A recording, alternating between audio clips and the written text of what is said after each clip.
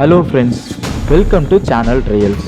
நம்ம இன்னைக்கு எதை பற்றி பார்க்க போகிறோம் அப்படின்னா, இந்தியா முழுவதும் ஒரே நேர்கோட்டில் இருக்கும் 8 சிவ ஆலயங்கள். அதை பற்றி தான் நம்ம இன்னைக்கு பார்க்க போகிறோம். சிலர் இதை அறிந்திருக்கலாம், சிலர் இதை அறியாமல் இருக்கலாம். ஆனால் இது அனைவரும் அறிய வேண்டிய ஒரு அறிவியல் கலந்த ஒரு ஆன்மீக விஷயமாகும். எந்தவித அறிவியல் முன்னறிவும் மற்றும் தொழில்நுட்பம் இல்லாமல் பண்டைய காலத்திலேயே, அதாவது 1000 ஆண்டுகளுக்கு பழமை வாய்ந்த கோவில்கள்னு சொல்லப்படும் மற்றும் பஞ்சபூத ஸ்தலங்கள்னு கூறப்படும் சிவன் கோவில்கள் ஆகும். கேதார்நாத்தில் இருந்து ராமேஸ்வரம் வரை ஒரே நேர்கோட்டில் அமைந்துள்ளது. இவ்வளவு துல்லியமாக கட்டப்பட்டிருக்கும் இந்த கோவில்களை எளிதாக எதிர்பாராமல் நடந்த விஷயம் என்று கருத முடியாது.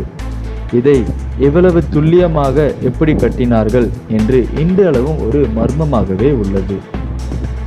அது மட்டும் இல்லாமல் பஞ்சபூத ஸ்தலங்கள் என சொல்லப்படும் 5 கோவில்களும் தமிழ்நாட்டில் கட்டப்பட்டவை ஆகும்.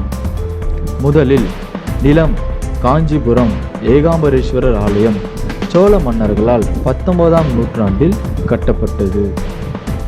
நெருப்பு திருவண்ணாமலை அண்ணாமலையார் கோவில் சோழ மன்னர்களால் 19ஆம் நூற்றாண்டில் கட்டப்பட்டது.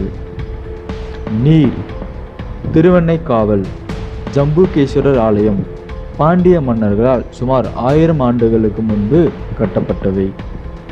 ஆகாயம் சிதம்பரம் நடராஜர் ஆலயம் சோழ மன்னர்களால் 11ஆம் நூற்றாண்டில் கட்டப்பட்டவை.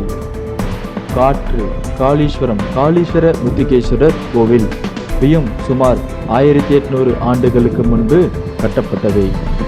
மற்றும் பஞ்சபூத ஸ்தலங்கள் மட்டும் இல்லாமல் கேதார்நாத், ஸ்ரீகாளாஸ்தி, ராமேஸ்வரம் இந்த 3 கோவில் உட்பட கேதார்நாத்தில் இருந்து ராமேஸ்வரம் வரை 2383 கிலோமீட்டர் தொலைவில் ஒரே நேர்கோட்டில் அமைந்திருப்பது ஆச்சரியம் தரக்கூடிய விஷயம்தான்.